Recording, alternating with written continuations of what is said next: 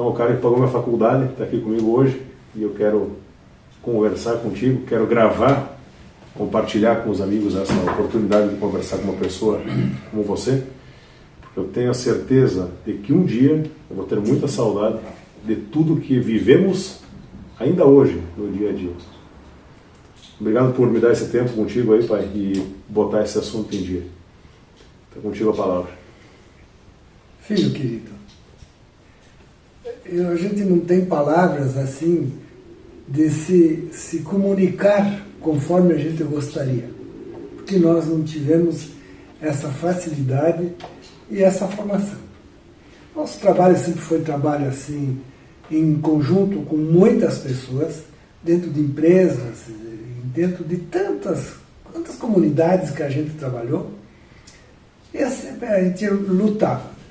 Mas lembrando, nos tempos passados, quando a gente veio lá do interior, quando o meu pai, que me faz lembrar muito, ele era assim de poucas palavras. Ele não falava muito, mas quando falava ele queria que fosse respeitado. E falava duro, falava pesado. Era difícil tirar assim dele uma risada, como a gente costuma normalmente fazer, porque ele tinha medo de errar. Porque ele tinha medo que alguém olhasse para ele e vai dizer, pô, o que eu falei para o meu filho? Eu não podia, ele achava que se falasse alguma coisa pesada e que a gente dissesse para ficar chateado, ele não queria. Agora, se a gente fizesse algo que não fosse aquilo que ele colocou e sabia que estava errado, ele não tinha dó de falar não. Mas sempre com aquela forma carinhosa, mas objetiva, sem muitas palavras. E isso fez com que a gente, quando jovem, poucas coisas tinha para a gente fazer e visitar. Porque no interior é isso aí. Sai com o pai, sai ali, quando nós estávamos lá em Chapadão e depois Paulo Bento mais tarde, era com a família e com os pais. Os vizinhos que nós tínhamos também eram muito amigos dos pais, que era normal, mas não se tirava assim como hoje. Você vê vejo meus netos, aquilo que tu faz com os teus filhos é tão diferente, é tão lindo, tão bacana. E naquele tempo a criação, a formação das pessoas daquela época não era dessa forma. Então não tem nada de errado para os meus pais. Eles fizeram o máximo. Só tenho que agradecer aos meus pais pela forma da cultura que ele nos deu. A cultura que ele nos deu, qual foi? Aquilo que é teu, é teu. Aquilo que eu fiz e construí é meu. Se eu puder ajudar outros, faça com aquilo que é teu. E não pense em tirar algo dos outros, ou viver nas costas dos outros. Viva com o teu trabalho e o teu suor. E ficava muito chateado se a gente desviasse alguma coisa no caminho. Que era juventude, era normal de a gente fazer aprontar. Foi piadada, né? Era normal. Mas eram coisas tão pequenas que hoje uma criança de 3 anos está fazendo bem mais do que nós fazíamos com 10 anos. Velho, que ano foi que tu veio de Chapadão para cá, para Erechim? 25 de fevereiro de 1955. 55 ou 6? 55. 55. 55. Nós saímos de Chapadão, de Paulo Bento, Chapadão para Paulo Bento, dormimos lá. Porque lá em Paulo Bento tinha a selaria, a sapataria do Aurélio e do Álvaro. Do Aurélio e do tio Álvaro. E o Ruvilho parava com os pais junto conosco lá em Chapadão. E aí surgiu aquela ideia, o princípio aquele, de vir colocar uma torrefação de café aqui em Erechim. Certo. E essa torrefação de café foi trazida, essa ideia, para um primo irmão, filho do irmão da mãe. Severino Colette, certo, que trabalhava na indústria de balas Guela. Caramelo, naquele tempo, não era nem bala. E torrava o café. E ele trabalhava lá dentro. E quando ele ia. Aquele tempo lá, sair daqui para ir até Chapadão era uma viagem. Sim. Era muito longe. Então ele, cada 90 dias, ele ia para Chapadão, ia para casa dos pais dele. E ele ia sempre, no fim da tarde, no sábado, eu parece que estou vendo agora. Isso em 1900, devia ser 1948, 49, nessa época. Ele chegou e disse, zio, em italiano, que quer dizer tio. Aqui na colônia vocês não tem futuro. De que tamanho era a terra? Meia colônia. Terra pequena. Tá. Muito poucos hectares de terra. Você não tem futuro. E a tua família é grande. Vai botar uma torrefação de café em Erechim. Vai empreender na cidade. Vai lá, bota teus filhos fazer isso aí. Foi assim que iniciou. Chegando lá na frente, foi começado, entusiasmou. O pai entusiasmou os filhos, que eram o Rovílio, o Aurélio e o Aldo, e eu parava junto com ele. Casado era só o Rovílio. Só esclarece aí, o caçula era tu, né? Sim, nós somos em 10 irmãos. Certo, é tu caçula. Dos 10 eu sou o mais novo. E só se despediu o tio Rovílio por enquanto. Então, vai ver. Tá com que idade mesmo, velho? Vou fazer 83 no fim do ano. Tá bom, então. Então o caçula de 83. Bem, aí então saímos de Chapadão, fomos a Paulo Bento, dormimos em Paulo Bento. O pai fez uma carrocinha pequena, onde um animal só puxava, para vender o café de carroça aqui na cidade. Certo. E aí saímos de Paulo Bento às 2 horas de manhã.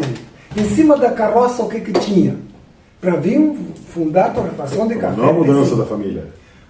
Para o Aurélio e para o Rovílio tinha o colchão, as roupas de dormir da cama, tinha 2 latas de banha com carne de porco dentro. Muito bom. Que era a geladeira da época. Até hoje é bom. Que a banha ficava lá dentro e durava até 90 dias, 120 dias. Só um pouquinho aqui, o auxiliar técnico, o Pátrio, passa para cá. Deixa o aqui. Escapa, passa para cá. Vem cá. Aqui tem um ajudante aqui que está auxiliando bastante na condução dos trabalhos. Então os barulhos que estavam fazendo de fundo estão aqui. Esse aqui é o Adelininho, né? Como assim? Porque o velho, quando era pequenininho, era parecido contigo. Tu é parecido com ele. Muito parecido comigo. Eu não sou careca. Não tem tempo para isso. Te preocupa que dá tempo, tá? Um dia tu chega lá. Já me chamam de careca também. Tá. Coisa linda, doce, amada. Vai lá. Se tu quer ficar lá atrás, fica sem fazer barulho, tá, coisinha? Tô indo, fui. Mas daí, o pai fez a carroça, tinha em cima o alimento. A mudança e o alimento. O alimento. Era um saco de farinha de milho. Certo. Um saco de pão. Tá, e o povo veio caminhando daí? Quem? Nós íamos todos 3 em cima da carrocinha. Só por que eu vim junto naquela noite de madrugada? Que eu tinha 11 para 12 anos naquela época. 12 anos não tinha. Por que eu vim junto? Porque só um animal não puxava a carroça com todas as coisas em cima e o peso. Então foi colocado 2 cavalos.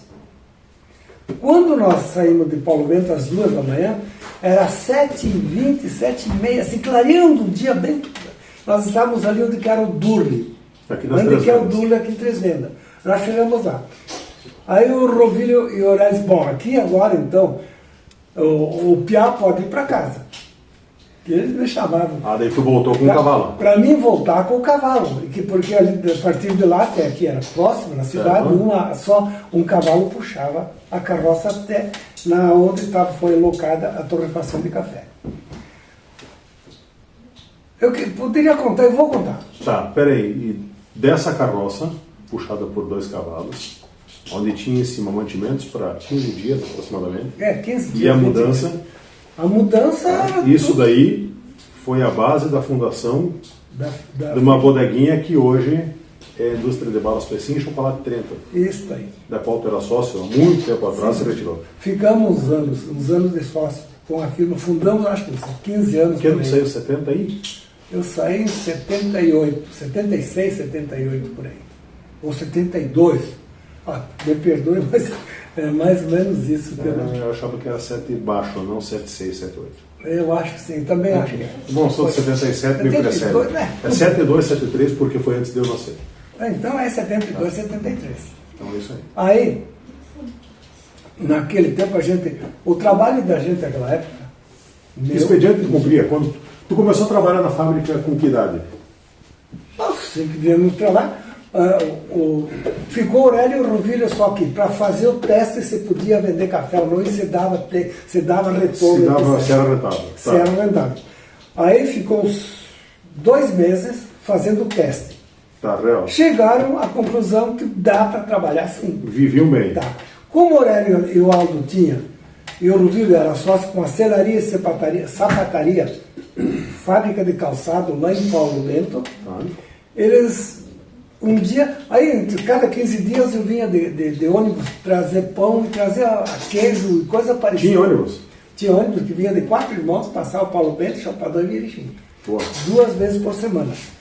Aí eu vim com o ônibus para cá, e aí o Aurélio e o Ruvilho disse assim, ó, diga pro pai que sábado no Mensageiro Gaúcho, só tinha uma rádio Erechim, era só a rádio Erechim, não tinha outra rádio naquela época. A 1h da tarde no Mensageiro Gaúcho, que nós vamos dizer se vamos ficar ou vamos voltar. Tá? Nós vamos avisar no Mensageiro.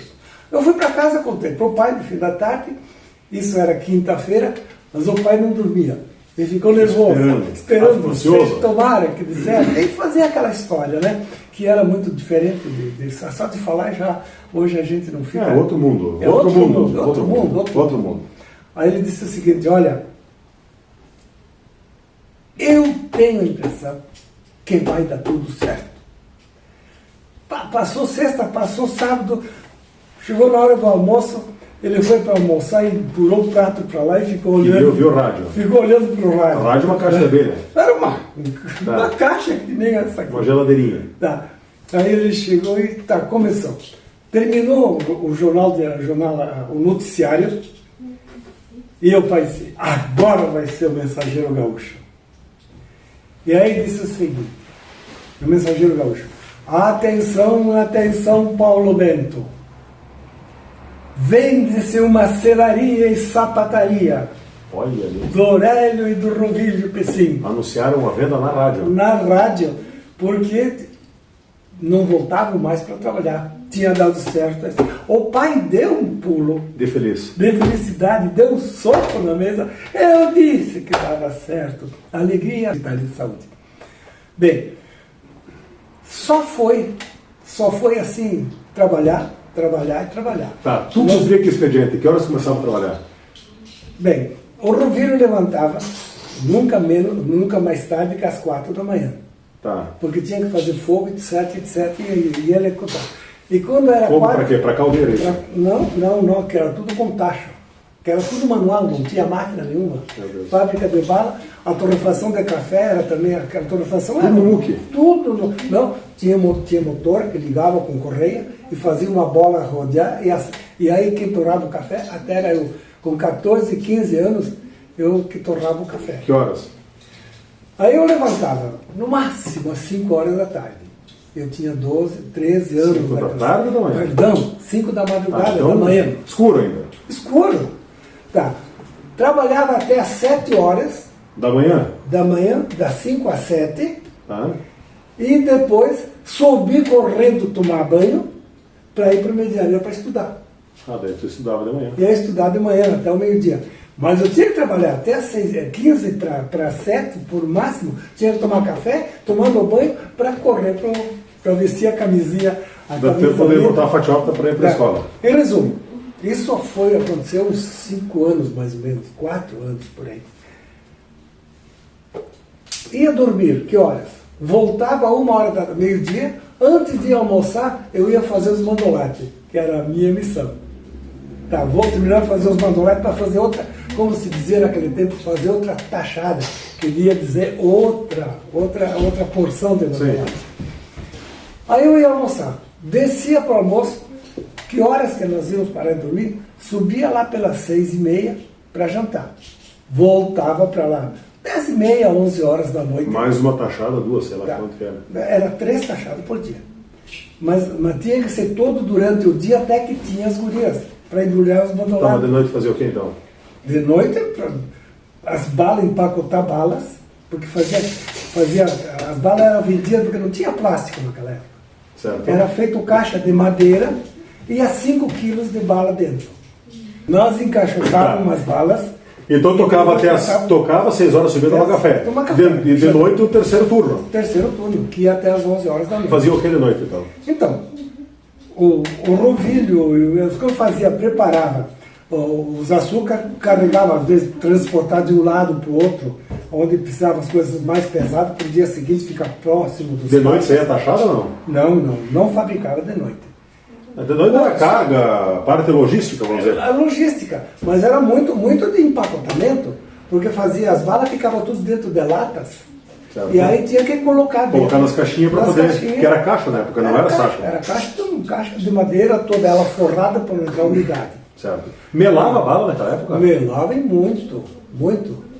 Tinha problema de umidade muito grande. Tá, a ideia de fazer como? A caixa era quadradinha, como fosse essa mesa aqui, passava um papel do lado assim, ó, com pó de polvilho, com um pouco d'água, e fervia um pouquinho, certo. E faz uma cola. Sim, cola de polvilho. Cola de polvilho. Colocava um papelão, um papel maior, tudo ao redor assim, daí não entrava umidade.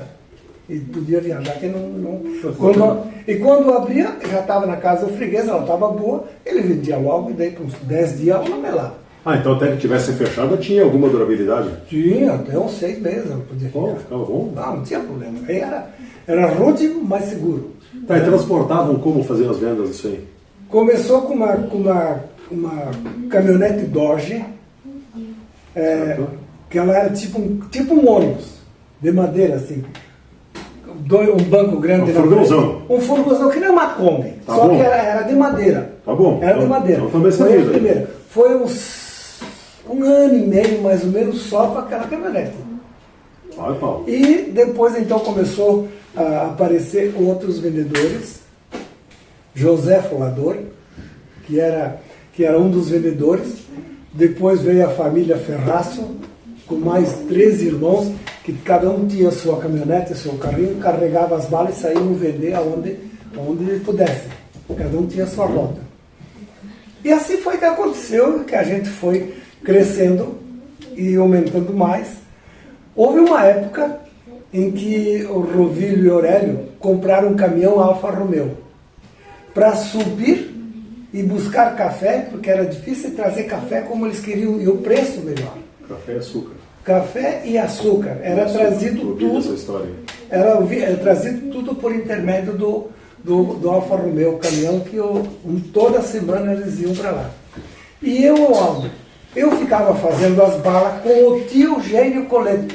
A família Colete era o tio Gênio, o pai deles, irmão da minha mãe, que veio toda a família trabalhar conosco. Aliás, muitos, 3 irmãos, 2 irmãos e o tio trabalhavam conosco lá.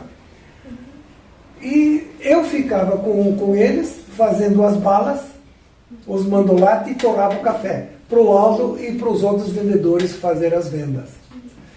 Foi assim, e só para ter uma ideia, naquela época lá, um caminhão Alfa Romeo, para chegar até São Paulo, era 2 dias e meio, 3, para subir. E mais 2 dias e meio, 3 para voltar.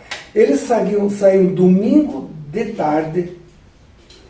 Depois que o Rovilho gostava muito de ver o futebol, de Ipiranga. Quando tinha jogo de Ipiranga, ele só saía depois do jogo, depois das 5 horas da tarde. Subia no caminhão e os dois, um dormia no caminhão e outro dirigia. Quando um cansava, o outro fazia. E faziam todo esse trabalho, traziam açúcar de lá, etc. Quando vinha de açúcar a mais, nós vendíamos açúcar aqui na cidade para aquelas firmas não, aquelas bodegas, aquele tempo era tudo bodega, não tinha um mercado grande. Passava para frente, excedente? Excedente e sobrava uma margem, sobrava o frete, sobrava um lucro que se custava, sempre tirava uma margem. Natural, então, atividade comercial para ganhar dinheiro. Mas era o tempo que eu trabalhava. Meu Deus do céu, não tinha horário, e de lá então, já foi uns 5 anos por aí, 6, tive que parar de estudar, porque eu tinha que fazer esse trabalho. Mas foi para a parte comercial depois? Foi só na parte comercial. Lá pelos anos, vou te dizer quanto, nos anos 63, 62, bom, eu tinha 15 para 16 anos. Eu fui tinha a F100 e uma Kombi. Então eu comecei a viajar. E até os municípios mais próximos, que não era município, naquele tempo era distrito de Erechim. Distritos. E eu comecei a levar lá porque os caminhões, quando carregavam bastante, iam mais longe, não ficavam perto. E eu comecei a me especializar na venda. Dentro disso aí. Eu pegava um amigo meu para fazer folia, para nós era um passeio. E quando nós chegávamos nos pontos de venda, era bacana porque era bem recebido, porque era 2 piados. E ele, sim, mas e como é que vocês estão aí com o caminhãozinho? Ah, estão... Carudo! E tudo cara de pau.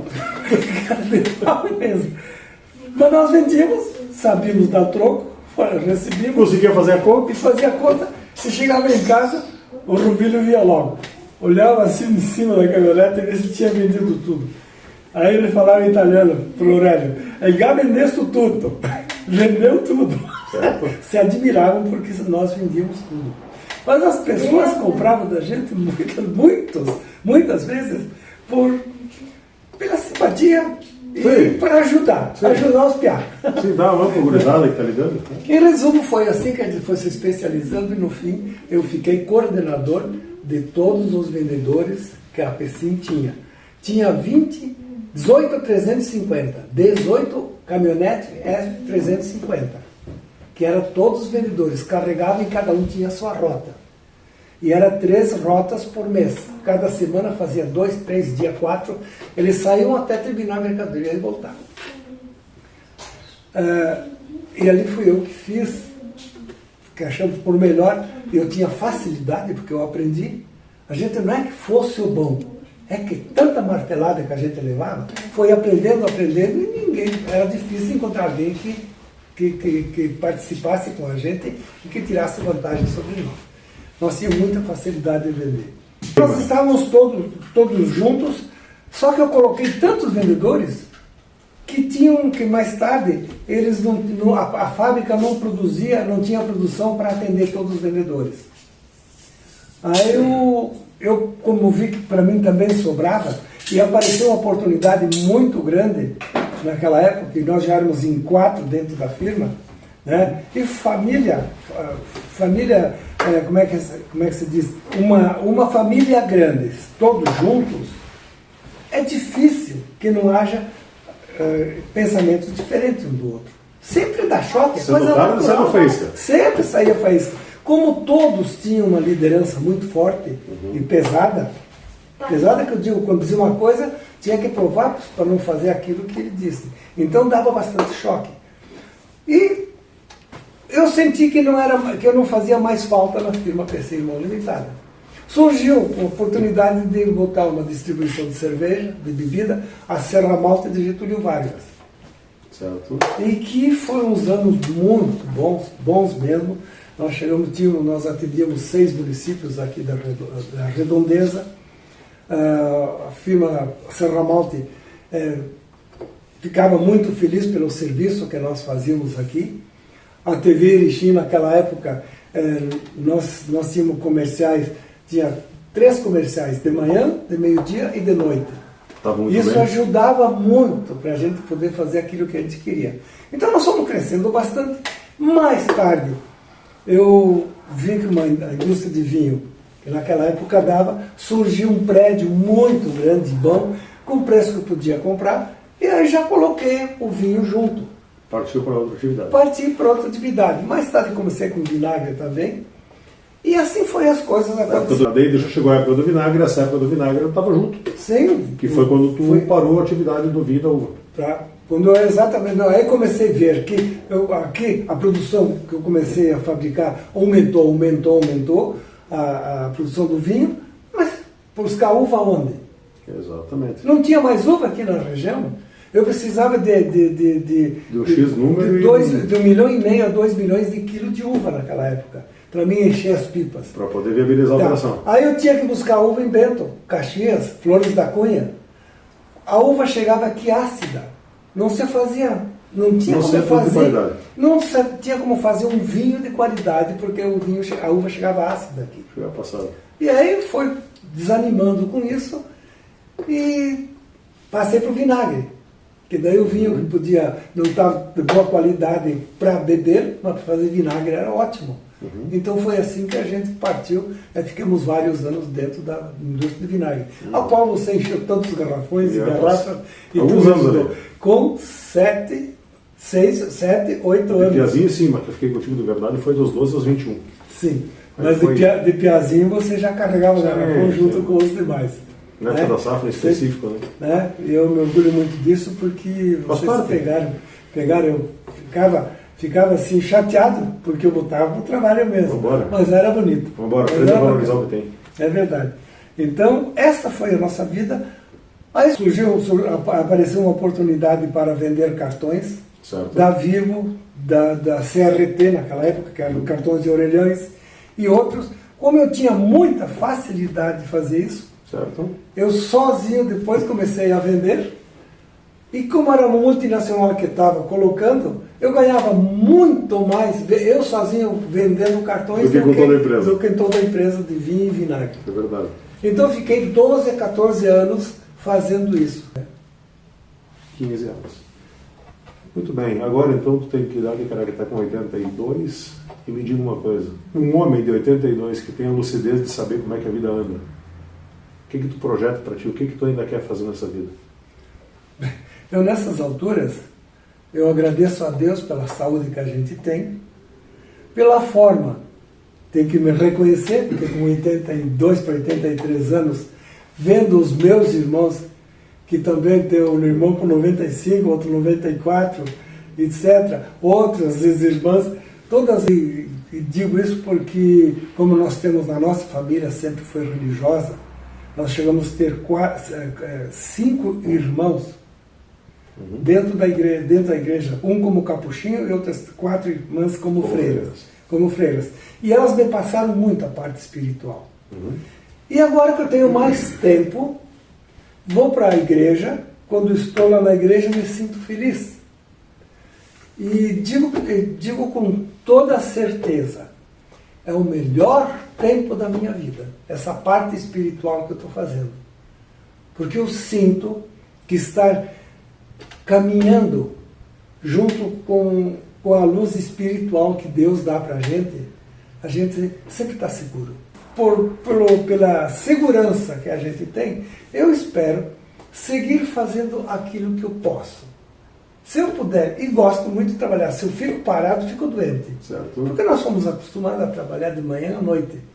E tenho certeza, tu como jovem, e tu não para de trabalhar como eu, tu trabalha que não doido, tu não vai saber parar de trabalhar.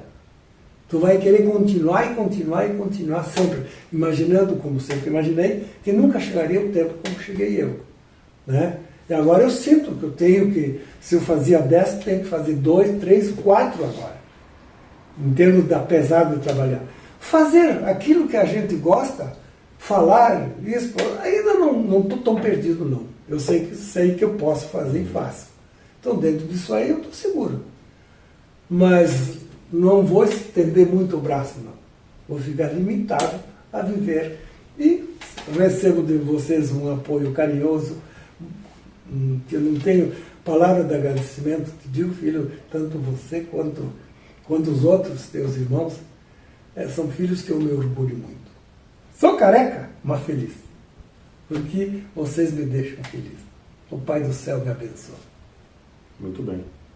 Posso publicar na internet essa nossa conversinha de alguns minutos? Com certeza. Eu só falei o que eu sinto, aquilo que eu fiz é aquilo que está certo. Não retiro nada do que eu disse. Pessoal, para quem não conhecia, então, meu pai, como disse no início, é o culpado por grande parte do que eu sou, porque é daqui que veio grande parte dos meus conhecimentos da forma como a gente age.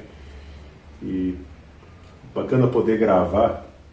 E eu tenho o privilégio de hoje, aos 47, ter o pai vivo e saudável aos 82. Gostaria que todos tivessem esse privilégio.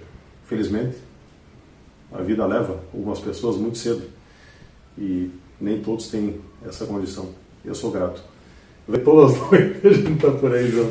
Muito obrigado. Beleza? Abraço. Obrigado. Abraço para todos. Valeu.